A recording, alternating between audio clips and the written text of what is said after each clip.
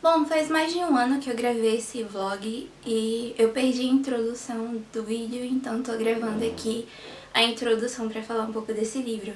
Eu tentei não dar spoilers nesse vlog, o que é um pouco difícil, porque eu teria que falar minhas reações lendo essa história, mas o que acontece foi que no capítulo 2 eu acabei dizendo o que acontece no capítulo 2, não tudo, mas uma parte em especial que me deixou chocado e eu tive que comentar. Então, isso é o máximo de spoiler que esse vídeo possui. Eu acho que é bom falar que esse livro tem alguns gatilhos como estupro, pedofilia e escravização de pessoas. E foi justamente um desses pontos que eu tive que comentar. Mas de modo geral, no final desse vídeo eu acabei fazendo uma resenha sem spoilers, de modo geral o que eu achei desse livro, o que eu achei da história. Esse é o começo de uma trilogia, se não me engano. Então se você quiser ir pra resenha e não saber o que acontece no capítulo 2, vou deixar aqui o minuto aparecendo na tela.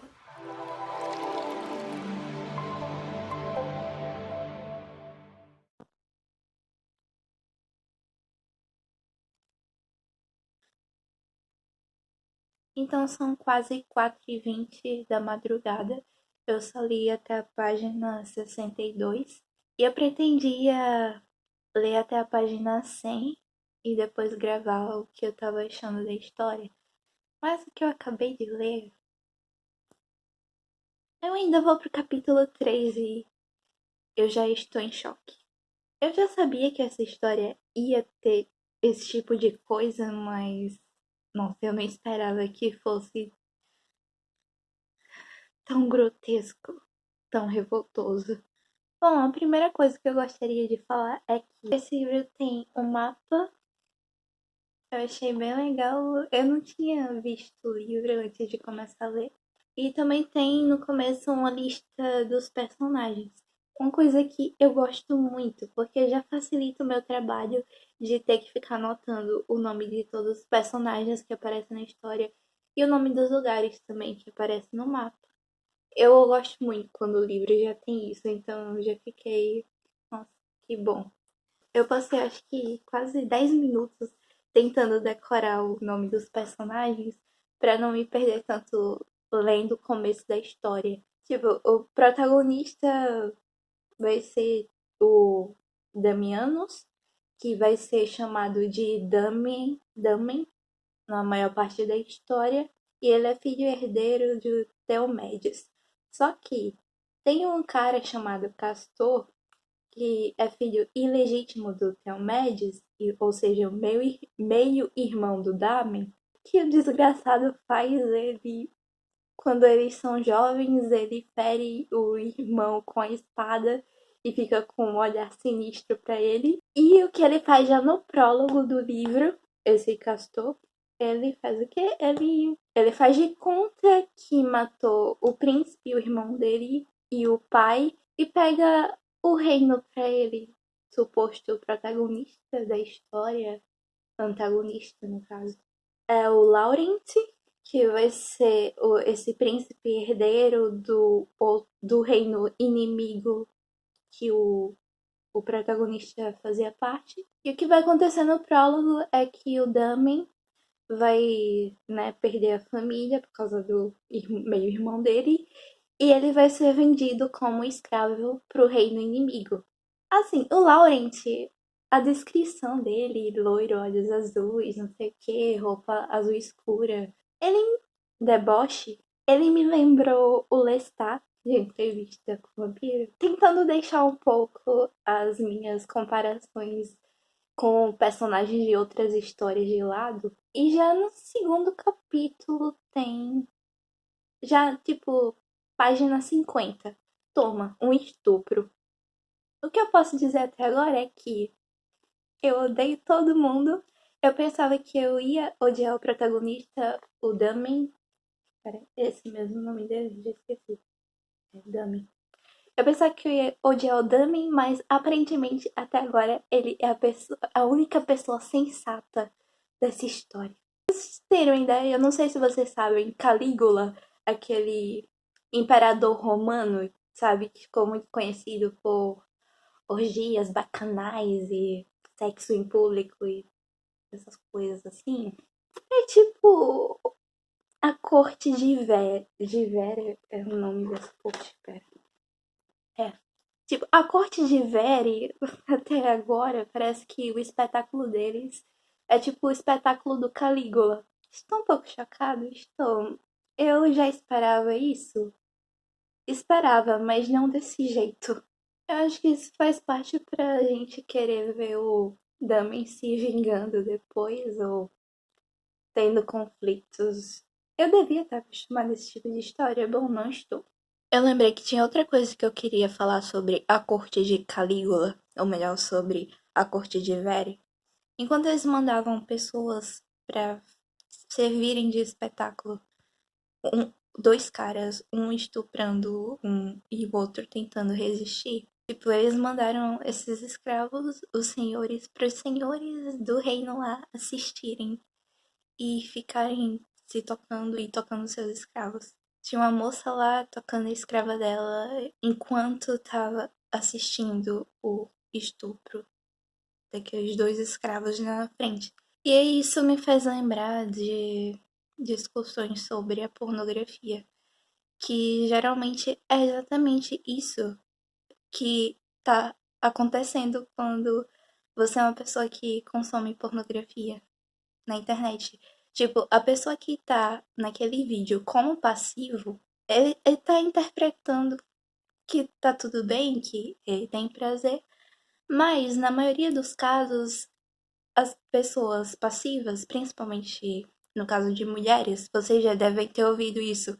Mulheres sofrem muito na indústria pornográfica. Para as pessoas passivas no geral. Quanto você tá lá se satisfazendo vendo as pessoas transarem, na verdade, você está se satisfazendo diante de uma cena de abuso de poder. Sem falar de todas as coisas que envolvem a pornografia que faz mal pra cabeça, né? Eu não vou me aprofundar muito nisso, mas eu acho que vale a pena comentar sobre isso. Essa foi a visão que eu consegui tirar dessa cena. Aquela coisa de o problema não é a sexualização, o problema é a indústria. A linguagem desse livro ela é muito fluida, muito fácil de acompanhar. É bem escrito e não é difícil. Quase não tem palavras que eu não conheço. E, tipo, parece que você tá assistindo um filme, sabe? É muito gostosinho. Aí, quando eu vou ver, quando eu ver, quando eu vou ver sobre a autora, aí tem dizendo que esse livro foi publicado inicialmente como esse livro foi publicado inicialmente como uma websérie. Quando eu comecei a ler, eu tava pensando, nossa, que, que leitura gostosinha, parece até uma fanfic. Tô revoltado com a corte de Calígula? Tô. Eu gostei um pouco do Lawrence. Gostei. Acho ele um desgraçado. Acho. Mas eu quero ver o que vai acontecer nessa história. Ainda tô no começo, né? Se eu já estou no começo e já estou com raiva, quero ver o que vai acontecer depois. Então eu vim gravar o encerramento da parte de ontem do vlog hoje. Já tô no dia seguinte, é meia-noite e meia quase. Eu fui dormir umas 5 da manhã ontem e eu não dormi muito bem, eu não acordei bem. Eu não li nada mais durante o dia também, só fanfic. E é isso, ontem eu li das 2 horas e 10 minutos até as 5 da manhã, 5h20 por aí. E eu só li até a página 84. Eu não consegui ler mais do que isso, porque eu tava com sono, tanto que eu não gravei ontem. Então agora eu vou continuar. Eu espero conseguir ler hoje pelo menos até 2/3 do livro. Ok, dessa vez eu vou gravar com cara de sono antes de dormir. São 4h52 da madrugada e eu parei a leitura na página 160, no capítulo 8, porque eu estou com muito sono e eu vou dormir agora.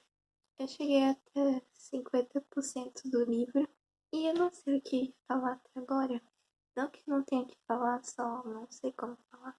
Porque é como se estivesse uma parte da história mais de boa.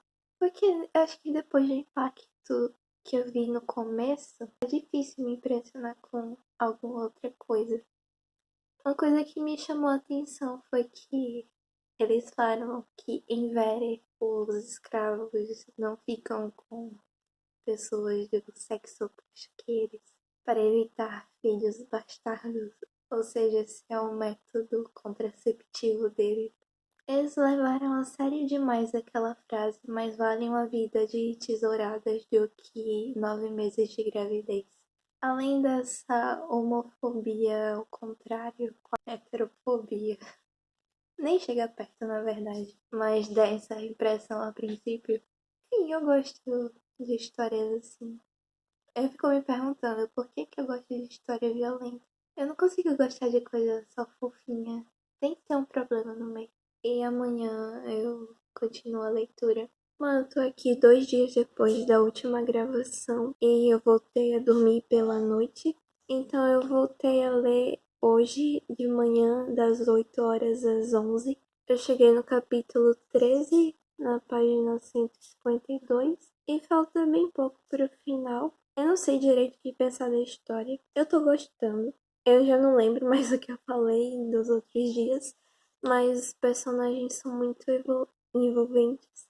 Que os personagens são muito envolventes e isso que prende muito.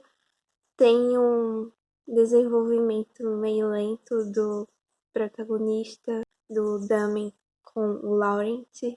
E já aconteceu tanta coisa, mas eu não acho que seja algo que eu precise comentar aqui, porque eu acho que fica mais interessante quando você vai lendo e descobrindo sozinho. Então, apesar de ser de manhã, eu também tô morrendo de sono e eu tenho que fazer outras coisas, então não vou continuar a ler agora. Eu não sei quando eu vou ler, acho que só vai dar pra fazer isso amanhã. Tinha algumas suspeitas na história que até agora estão se comprovando. As coisas que eu tava pensando que poderiam ser o motivo dos acontecimentos estarem acontecendo. Tá, isso ficou estranho. No caso, eu só tô esperando chegar no final pra decidir exatamente o que eu vou falar aqui. Então eu nem lembro quantos dias se passaram desde o último dia que eu terminei de ler esse livro, porque assim que eu terminei eu fiquei com preguiça de gravar. Mas antes de dar minhas considerações finais sobre a história, eu quero falar sobre essa parte final do livro. Então, depois do fim do primeiro livro e dos agradecimentos da autora, tem uma partezinha aqui no final como se fosse um spin-off de um dos personagens que aparece na história, o treinamento de Erasmus. O Erasmus, por quem o Demi parece ter uma quedinha, eu inclusive também tive uma quedinha. Eu achei o Erasmus muito fofinho e sexy, né? Mas eu gostei muito de como essa história de origem do Erasmus, digamos assim, vai acabar se conectando com o começo da história do próprio Demi. Espero que o Erasmus ainda apareça, porque tive crush nele agora. Então, depois de tudo, tem aqui uma amostra do primeiro capítulo do segundo livro dessa trilogia, que é Príncipe Cativo, o Guerreiro. E eu achei isso bem legal também, pra dar vontade de ler o resto, né? Então, recapitulando, vai correr a história de que o príncipe herdeiro de Aquielos, Damianos, está morto, quando na verdade é o seu meio-irmão bastardo Castor, que aparentemente bolou um plano para ser líder, manda o Damianos para ser enviado com o nome de Demi como um presente para a corte de Vere. Ou seja, ele manda o príncipe para servir como escravo sexual no território inimigo. Eu imagino que mais pra frente ele ter mandado o Demi para sofrer ao invés de só matar ele vai ser um fator relevante para a queda do Castor. Sei lá, fala o nome dele. Mas da história geral eu gostei. Não é nada do que eu esperava, porque eu esperava uma coisa bem mais violenta, afinal tem um guerreiro na capa. Só que é uma coisa bem mais dia a dia de um prisioneiro. Claro, tem aquelas cenas violentas no começo, e eu pensava que o livro ia seguir por essa vibe. E eu fiquei com medo de que fosse aquelas cenas só pra chocar o leitor, violência gratuita. Mas não, Depois eu percebi que, na verdade, é uma forma de apresentar o choque social e cultural do Demi em relação à corte de Veri. Porque o Demi vai se ver inserido numa situação extremamente dificultosa dentro de um contexto cultural que ele não está acostumado. Então vai ser um choque não só pra gente, mas pra ele também. E eu acho que essas coisas ajudam muito na construção dos personagens. O Laurent, por exemplo, teve uma parte da história que eu comecei a gostar dele. Apesar de ele ainda ser um personagem extremamente problemático, mas ele tá longe de ser a pior pessoa nesse livro. Como pode ter dado a impressão no começo, inclusive pro próprio Demi. Ah, e o erotismo. Como eu ouvi falar desse livro como uma história de romance, eu pensava que ia ser uma coisa bem mais romantizada. A narração é muito boa, é muito bonita, mas não é um livro de romance, é um livro de introdução a esse universo e a esses personagens. Então aqui só vai ter a parte do inimigo. Você imagina que a parte do amantes vai ser na continuação. Aquela coisa do inimigos para amantes. Enemies to lovers, sei lá. Então eu gostei muito disso, eu gostei de como a construção desse mundo é feita, de como as coisas são vistas como tabu em certas regiões e não em outras. Obviamente, aquela coisa de não é um livro para todo mundo.